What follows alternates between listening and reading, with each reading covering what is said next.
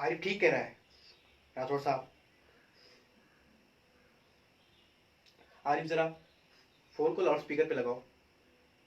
मैं चाहता हूं कि इब्राहिम खान भी मेरी ये बात सुने। मैं इब्राहिम खान, इकलाश अहमद, मोहम्मद जाफर और खुशाहिद लाला को बचाना नहीं मारना चाहता था। और इनफैक्ट आप लोग ये मेरा काम पूरा करेंगे आज अभी।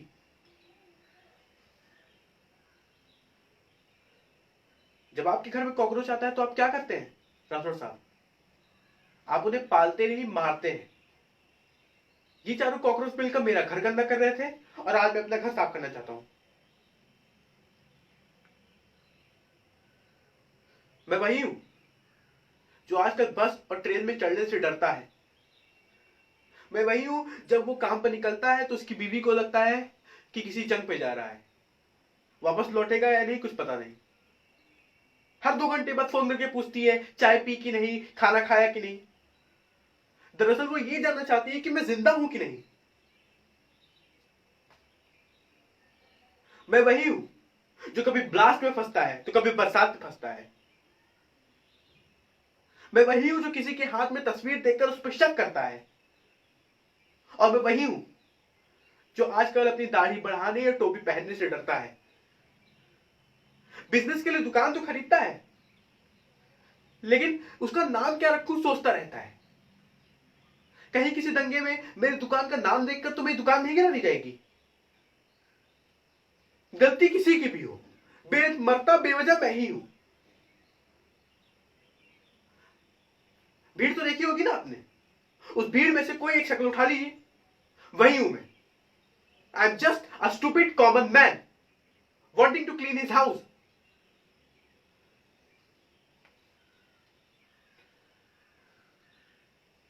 क्यों? जाके तो तकलीफ हो रही है आपको? क्या ऐसे ही जिंदगी भर घुट घुट के मरते रहना चाहिए था मुझे? और ये अचानक नहीं है राठौर साहब। यूं समझ लीजिए कि वक्त नहीं मिला। रोजी रोटी कमाने के चक्कर में जरूरी काम नेग्लेक्ट हो गया है, लेकिन देर आए दुरुस्त आए। और वो बाकी बचा हुआ एक कॉकरोच भी आज ही मरेगा।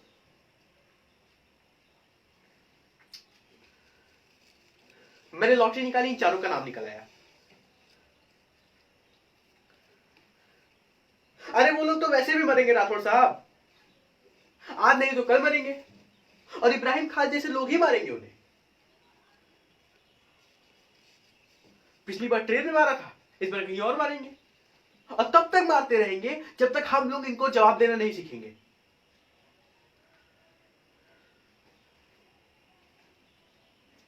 मतलब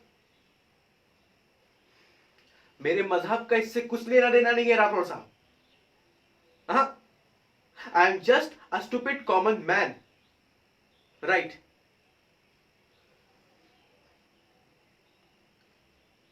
शायद। हां, मैं कुछ साबित नहीं करना चाहता हूं राठौर साहब। मैं बस आपको यह बताना चाहता हूं कि लोगों में गुस्सा बहुत है, उन्हें आजमाना बंद करिए। We are resilience by forced, not by the choice. केवल 4 हफ्ते लगे आपको बेबस करने में। और आपको क्या लगता है कि जो लोग हमें मारते हैं वो हमसे ज्यादा इंटेलिजेंट होते हैं? अरे इंटरनेट पे बॉम्ब डाल के सर्च करिए, 352 साइट्स मिलेंगी कि बॉम्ब क्या होता है, बॉम्ब के इक्विपमेंट्स क्या क्या होते हैं। सारी की सारी इंफॉर्मेशन आसानी से एक्सेस होती है, मुफ्त में। आपको पता है कि कपड़े धोने वाला साबुन भी एक तरीके का पोटेंशियल बॉम्ब होता है? और मेरे हिसाब से कॉमन मैन के लिए इससे ज्यादा यूजफुल चीज ना आज तक बनी ही नहीं। गलती हमारी है। हम लोग बहुत जल्दी यूज टू हो जाते हैं। कोई ऐसा हादसा हुआ कि चैनल बदल बदल के सारा मात्रा जान लिया, एसएमएस कर दिया, फोन कर दिया, शुक्र मना लिया कि हम बच गए। उसके बाद हम सिचुएशन से लड़ने के बजाय उस पर एडजस्ट करना शुरू कर देते हैं। लेकिन हम भी क्या करें राठौर साहब, हमें घर चलाना होता है। इसीलिए हम सरकार चुनते हैं ताकि वो मुल्क चला सके। आप लोग पुलिस फोर्स, इंटेलिजेंस सक्षम है इस तरीके के पेस्ट कंट्रोल करने के लिए, लेकिन आप लोग कर नहीं रहे, बस शायद दिए जा रहे हैं। Why are you not nipping them in mud? कोई इंसान गुनहगार है कि नहीं ये साबित करने में आपको 10 साल लग जाते हैं। क्या आपको नहीं लगता ये आपकी काबिलियत पे सवाल है?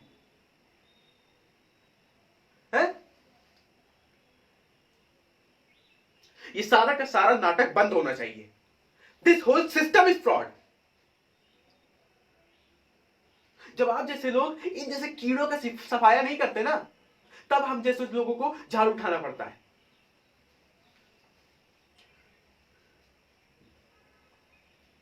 लेकिन उससे क्या है ना, हमारी ये सिविलाइज्ड सोसाइटी का बैलेंस बिगड़ जाता है।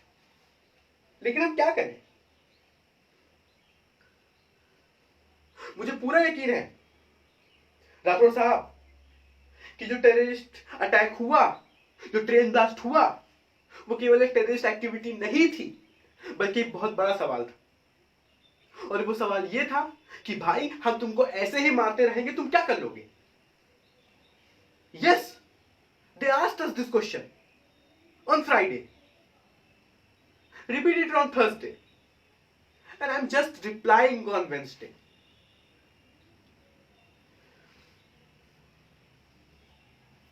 हाँ जानता हूं, लेकिन राठौर साहब मैं इस समय तरीके पे नहीं, केवल नतीजे पे ध्यान दे रहा हूं।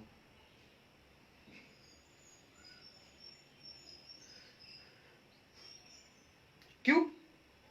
क्या मुझे उस दिन का इंतजार करना चाहिए था कि मेरा कोई अपना इस तरीके की जिल्लत भरी मौत मरे? तो तब मेरा यह कदम उठाना आपको सही मालूम होता।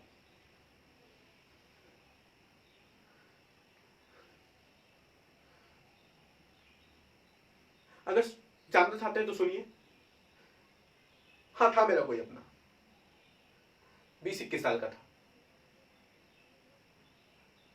नाम नहीं जानता था मैं उसका,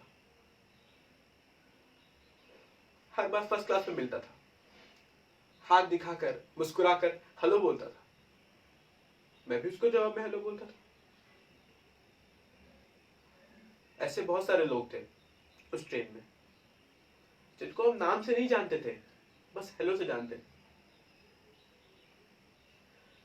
हादसे से एक दिन पहले उसने मुस्कुराकर अपनी एंगेजमेंट रिंग दिखाई थी। बहुत खुश था वो।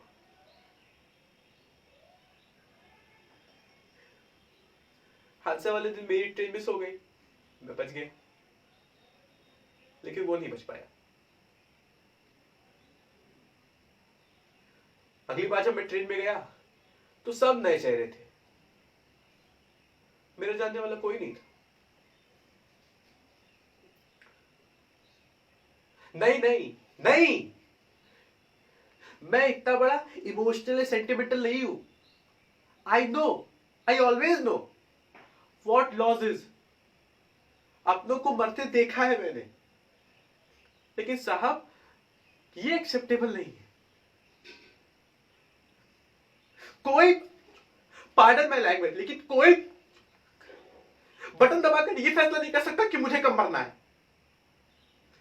उन्हें फक्र है 92 पे, 93 पे, 2006 पे, मुंबई, दिल्ली, मालगांव, गुजरात। मुझे फक्र है खुद पे कि मैं ऐसे लोगों को मार रहा हूं।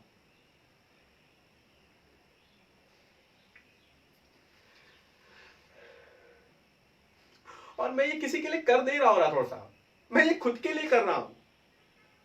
मैं चाहता हूं कि अगर मेरा बच्चा कहीं भी जाए, कहीं भी, तो बेफिक्र होकर घूमे, बस में, ट्रेन में, कहीं भी।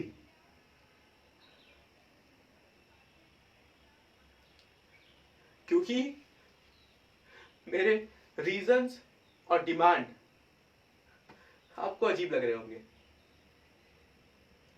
बी डिफिनिट, हाँ या ना। वो हम लोग जैसे को 200 को मारे तो ठीक है, लेकिन कब मैं उन जैसे 4 को भी मारता हूं तो आपको अजीब लग रहा है। लेकिन आपकी गलती नहीं है राठौर साहब, हम आम आदमियों से यही उम्मीद की जाती है। कि आम आदमी की तरह जियो, आम आदमी की तरह बर्दाश्त करो, फिर आम आदमी की तरह मर जाओ। अब अपने आप ही को देख लीजिए, जब तक आपको नहीं पता था कि मैं कौन हूं, तब तक आप मुझसे डर भी रहे थे और मेरी बातों को सीरियसली भी ले रहे थे। लेकिन जैसे मैंने आपको बता दिया कि मैं एक कॉमन मैन हूं, तब से आपकी आवाज में अचानक एक कॉन्फिडेंस आ गया और अब आपको लगता है कि आप मुझे पकड़ भी लेंगे। ऐसा ना हो तो बेहतर है।